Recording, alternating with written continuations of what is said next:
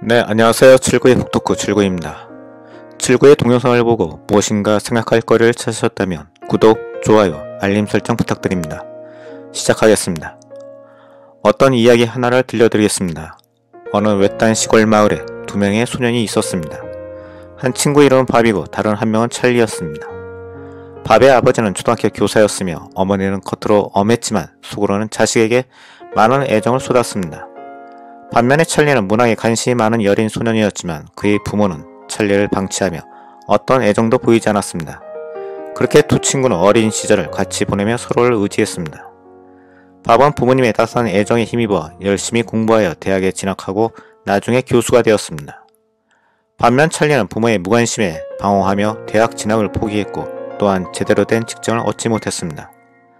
교수가 된 밥은 강의 시간에 본인의 학생들에게 이렇게 말합니다. 사회에서 성공하기 위해 능력을 키워야 한다. 사회의 계층 구조는 불가피한 것이며 개인의 책임을 다하는 능력주의가 사회 발전의 유일한 진리이다. 너의 성공은 네가 노력한 덕분이며 너의 실패는 순전히 네 탓이다. 만약 밥과 찰리가 서로 다른 환경에서 성장했다면 밥이 대학에 진학할 수 있었을까요? 찰리의 아버지가 교사였고 어머니가 애정어린 분이었다면 오히려 찰리가 교수가 될 수 있지 않았을까요? 만약에 밥이 부모의 무관심에 방치되어 사회에 적응하지 못한다면 교수가 된 찰리는 친구의 불우한 성장 환경이 밥의 삐뚤어진 자의식을 형성했으며 그것이 밥의 개인 책임이라고 몰아세우진 않을 것 같습니다. 더불어 자신의 출세도 자신의 능력만으로 된 것이 아니라 부모님의 훈육과 대학 기간 및 여러 친구의 덕분이었다고 찰리는 생각하지 않았을까요? 오늘 소개할 책은 조던 피터슨의 12가지 인생의 법칙, 혼돈의 해독제입니다. 이 책은 출간 당시 많은 논란을 일으켰으며 독자들에게 호불호가 분명한 책이며 자기 개발성의 일종으로 젊은이에게 삶의 방향을 제시하며 어떻게 실천할지에 관한 책입니다. 그러나 12가지 평범한 주제를 도출하는 과정에서 작가는 이데올로기를 무장하고 글을 전개합니다. 이에 상당한 독자들이 반발하고 있는데 그 점에 대해 이야기하고자 합니다. 첫째, 사회의 계층 구조는 인간 본성에 내재된 성질이다라고 작가는 주장합니다. 작가는 바닷가재 예를 들며 바닷가재의 서열주의는 인간에게도 통용된다고 설명하고 있습니다. 파레토 분배를 예로 들며 사회의 위기의 구조는 개인의 능력에 따른 당연한 결과로 현 시대의 빈부격차의 심화를 당연하게 생각하는 보수주의 입장을 관찰하고 있습니다.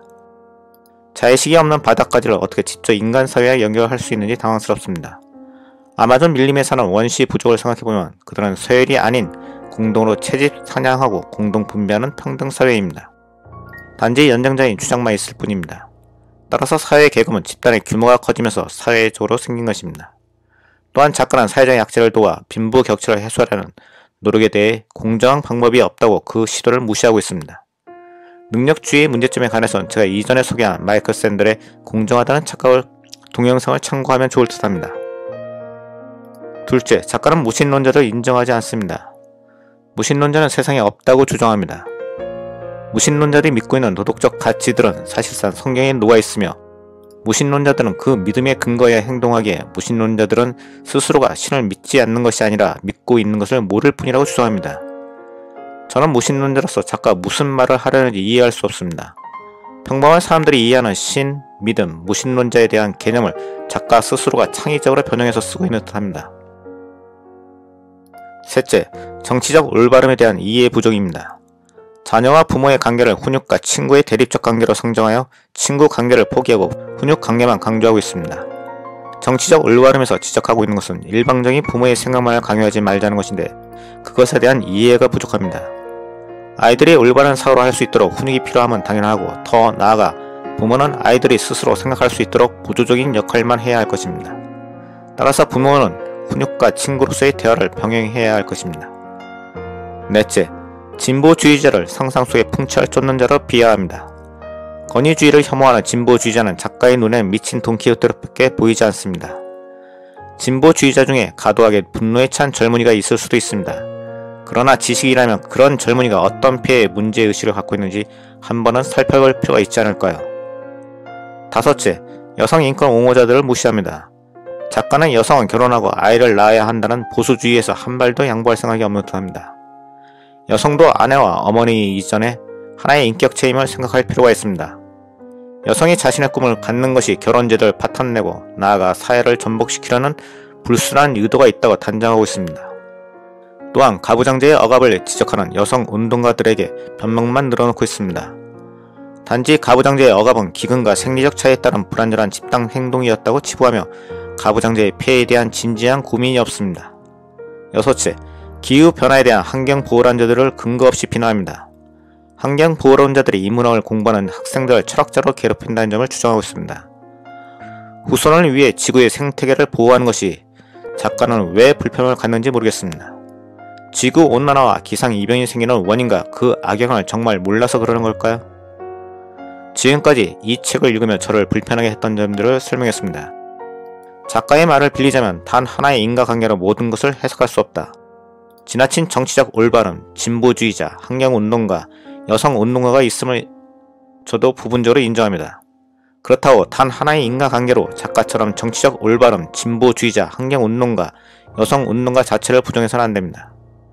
이 책을 관통하는 가장 큰 주제는 개인의 책임을 강조하는 능력주의를 신봉하는 보수주의 관점입니다. 동영상 초에 소개한 박과 찰리의 이야기를 바탕으로 박과 작가에게 당부하고 싶은 말이 있습니다.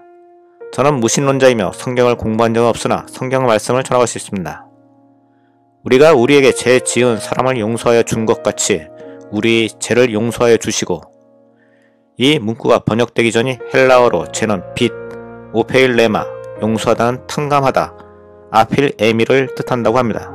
즉 우리 모두는 누군가에게 빚을 진 존재로 이 빚을 갚으며 살아가야 할 존재입니다. 너무 개인의 능력만 강조하지 말고 현재의 성공은 다른 사람의 덕분이라는 공동체 의식을 가지고 살아갈 필요가 있음을 전하고 싶습니다. 한편은 이 책이 일부 독자들에게 부분적으로 긍정적인 영향을 끼친다는 것은 인정하지만 전체적으로 긍정적인 면보다 부정적으로 평가할 수 있는 면이 많음을 지적하고자 합니다. 끝으로 이 책의 평점은 기본 3.5에서 편협한 이데올로기에 치우친 작가의 주장이 독자를 설득하지 못해 1.0 감점, 최종 평점은 5점 만점에 2.5 부여합니다. 도움이 되셨다면 구독, 좋아요, 댓글 부탁드립니다.